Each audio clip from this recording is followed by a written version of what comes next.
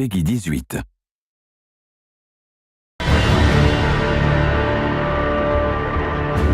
Tactical camera's back. What was the rationale for bringing it back? We do speak to our fans a lot, and we looked at what people loved about Dragon Age Origins and what they loved about Dragon Age 2. And there was definitely a sense that people wanted to be more thoughtful in combat. So the tactical camera is a great way to do that. So it allows you to pull the camera all the way up, pause the game, and have a think about the battlefield and sort of pan around and sort of see what's happening, what enemies you're facing against, where they're positioned, what they're doing, and then issue orders to particular characters in your party. Examples of it would be, there might be a choke point. And you want to sort of bunch up the enemies, in that sort of choke point so you can rain fiery death down on them. So you can send your warrior forward, hold the ground at that choke point. Whilst they're doing that, then you can maybe send your ranged attackers up on sort of cliffs or high ground and start slaughtering people. The nice thing is, baseline, you can kind of pick how you want to play. If you're an action player, you can play without tactical cam, and you're going to get all the stuff that's sweet with action. If you like to, take time out of the equation, moment to moment, think through every single move, then tactical cam lets you do that.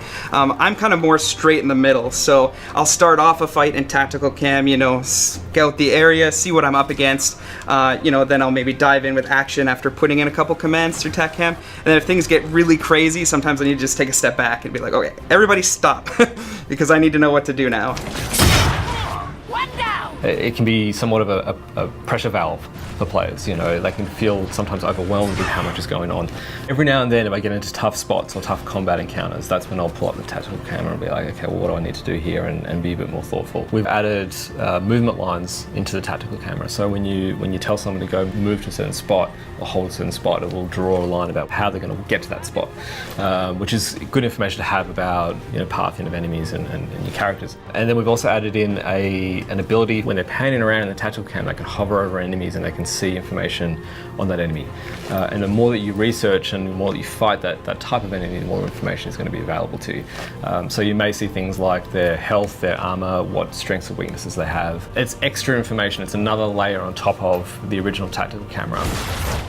We've added in a kind of like a slow-mo to the tactical camera that allows you to plan out your moves and then pull the trigger, and it sort of advances time a little bit, and you just release the trigger and it pauses it again. And that's been a really interesting feature, because what we found is that players go in and out of tactical combat a lot more than they used to in the previous games.